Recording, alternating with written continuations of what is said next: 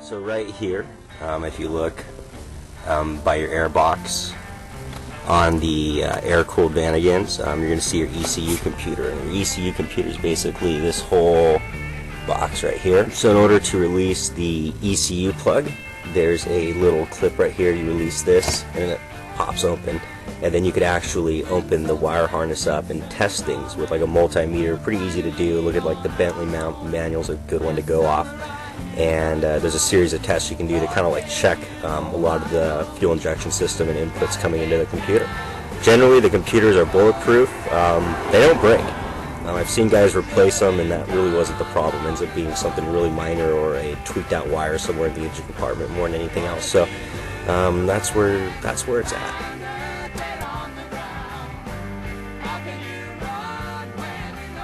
This is the airflow meter. This little box thing right here goes into your little elbow boot, sends air all the way pretty much through the engine.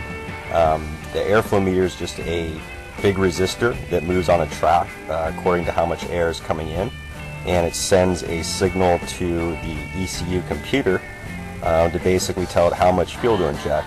Often people blame the airflow meter for pretty much everything, so it's a pretty durable part, so don't replace unless you've really rolled everything out. I've actually made the mistake and replaced it one time, and that wasn't even the problem, so I just hate to see somebody else.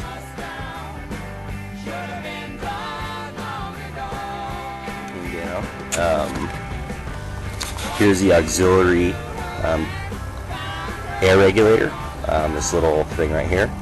You can see it has a tube coming from the airflow meter conjunction box here, and what it does, it basically it allows more air to come in during warm up when the engine's cold, allows it to warm up by getting a little bit more oxygen in there. As the vehicle warms, it basically closes off that extra airflow. So one way to test it is you just blow in the tube. If it's open, you should be getting resistance, very limited, and then 10 minutes later, 15 minutes later, warm up the engine, blow in the tube, you shouldn't be able to blow through it. So pretty solid little part. This is your throttle switch right here. Basically what this thing does is when you give it full throttle, it tells the ECU, sends a signal saying, hey, let's give it some gas, let's go full mode. We're charging up one of those hills in third gear. That's basically what that thing does in the fuel injection system in its relationship to the ECU.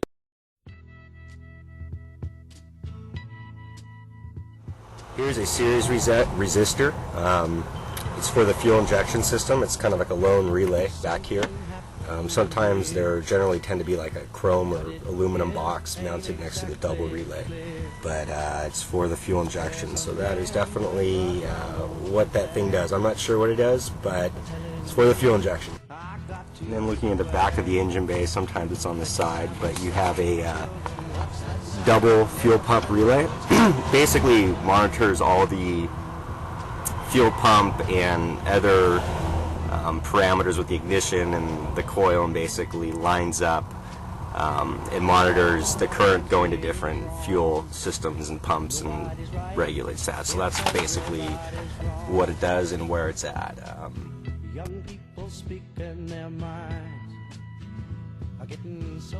the Westfalia, again the fuel pump, it's right underneath up here, and it'll be right underneath. There's a gas tank. There she is. And there's the fuel pump next to it. What a field day for the heat. 1,000 people in the street, singing songs and carrying signs.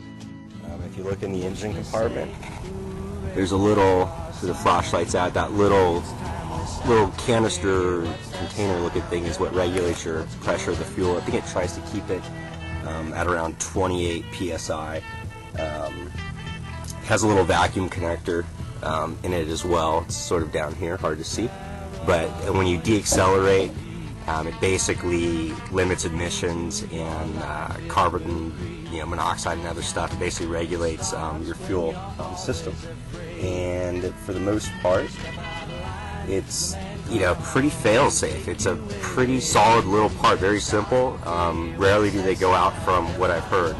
So that's what that little box is. It's your little fuel pressure regulator.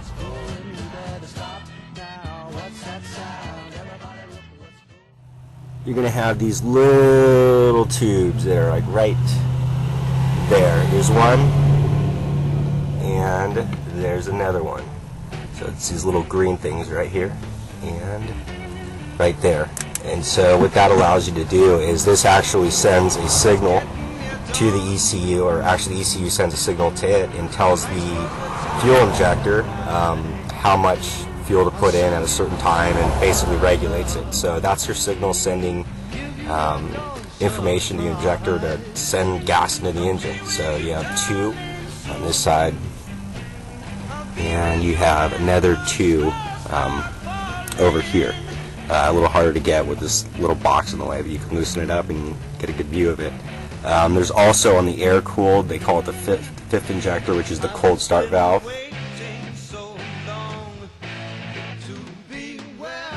So here's the cold start valve. It is, notice your engine right there. And what it'll do is it'll actually sends in a little bit of extra fuel. It's kind of a fuel injector. And when the engine's cold, gives it that little bit extra to keep it going.